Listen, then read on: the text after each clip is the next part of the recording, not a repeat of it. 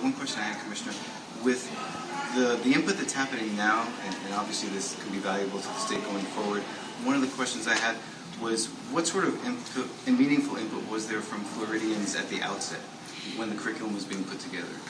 We did have over 400 comments to the standards in 2010 when the state board adopted the Common Core. The specificity of those comments I'm not exactly sure of, but we did use those comments when we did adopt the standards in 2010. And how are those comments requested, or where did they come from? They came from the general public. There were some educators that provided comment as well as the general public. And from the input that you've been receiving in these two hearings and then tomorrow's hearing, what will you do with that input? And actually on the website and via email, and we will assimilate all that and see what we can do to strengthen Florida standards. You just said Florida standards. I know there was a discussion at yesterday's board meeting about whether we're going to call it Common Core or Florida standards or something else. Can you address that so our people understand? Sure. What's being implemented in classrooms in the state of Florida right now in kindergarten, first and second grade are the Common Core state standards.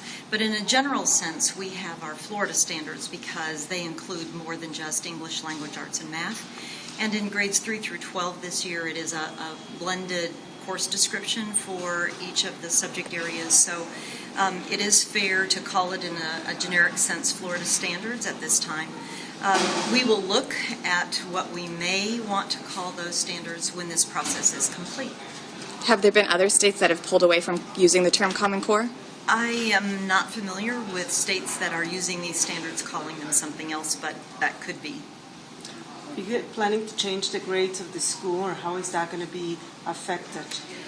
When we have a new assessment, that following year we will be looking at a new accountability system.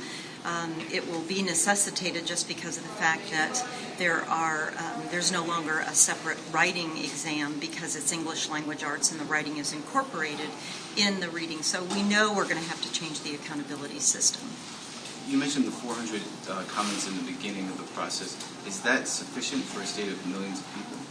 Well, if you provide the opportunity for anyone to have input, then you take the comments that you receive and you use those comments appropriately in order to make changes or leave the standards as they are. Are you aware of how that comment period was advertised, or how were folks notified? In the usual way when we adopt standards, that they were advertised in the normal way through the rulemaking process, and they went in the Florida Administrative Weekly, and then people could provide the input, just as we always do with any of our rules. Are you seeing any difference in any of the counties in Florida with the grades and with who's supporting more to stay with the court, or who's deciding to change it? Is there any fighting or anybody deciding different? I don't know that I'm seeing anything different from one district to another. I think that there are groups of individuals who feel strongly one way or another, but I'm not seeing that regionally or by district.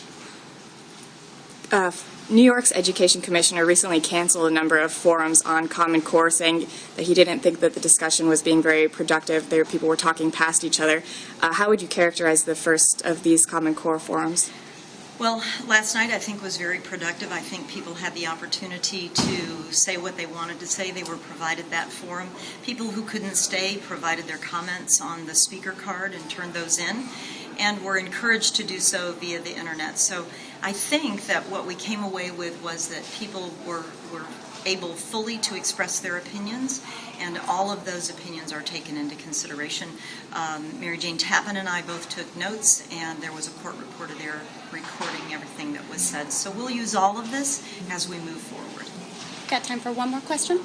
Are you worried about the assessment piece that with New York was mentioned, in Kentucky with those huge drops in the scores that occurred there, that we might do something to our students' self-esteem if all of a sudden the scores drop dramatically? I think our teachers do a great job of not only teaching our students the academics, but helping to encourage and support our students. So I think that any discomfort that students may feel, they're trained in how to provide scaffolding and support and encouragement. So I think that this is the right step. We want the best for all of our students, and we want high academic standards for them. Thank you. Thank you.